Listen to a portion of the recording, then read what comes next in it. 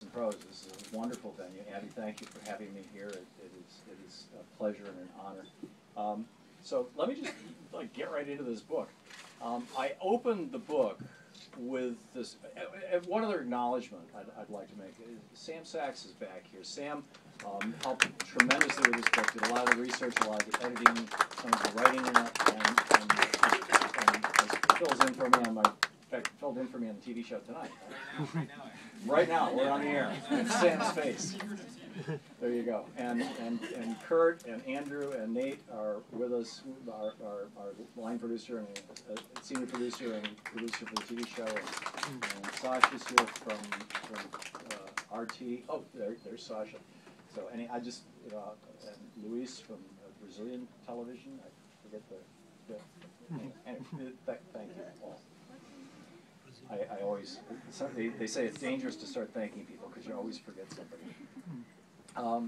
I start the book with a story that I remember from when I was about 7 or 8 years old. And it always stuck with me. It's just one of those kind of things that just always sticks with you. And my dad used to subscribe to John Campbell's book, Amazing Science Fiction. It was this little monthly science fiction magazine that actually had some of those brilliant, this was back in the 50s, and the late 50s probably. I was 7 years old, it was 1958. And the luminaries of science fiction, Poul Anderson and Robert Silverberg and Frank Herbert and Jack Vance were writing for a penny a word for this magazine. And I wanted to find the story to put in the book, but I couldn't find a whole collection of, I wasn't sure which year it was. It was like 3 years worth of amazing stories within my budget, so I just did it from memory. So here it is. Anyhow, in this story, this was, of course, before the 60s, before Jack Kennedy said we're going to send a man to the moon and bring him back. It was before there'd been any space exploration, and nobody had ever seen the backside of the moon.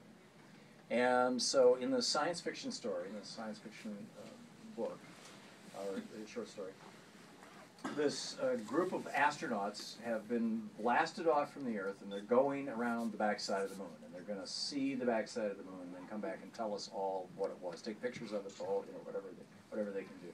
And nobody knows what's back there.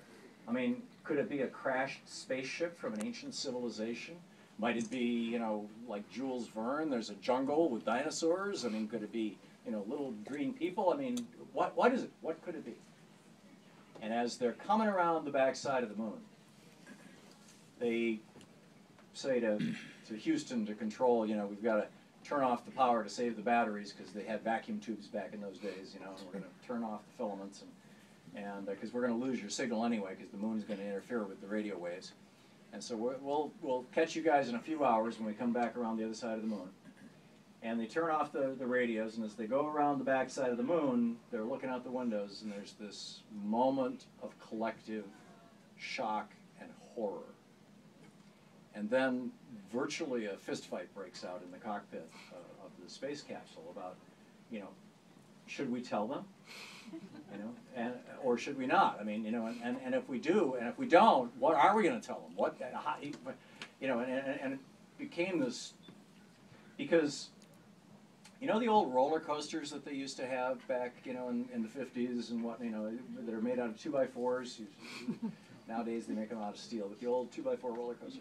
Well, as they came around the backside of the moon, what they saw was that the entire backside of the moon was 2x4s, like scaffolding, holding up the canvas, which was the front of the moon. And so the backside of the moon was just this empty shell, and these 2x4s were holding up what we see every night, thinking, oh, that's the moon. The reason I wanted to use that story, other than the fact that I've just loved that story since I was 8 years old, is that I think it's the perfect metaphor for our economy right now. Our economy has been hollowed out. It looks like the old moon looked, right? It looks like the old economy. You drive down the street and you see, all these cars and houses.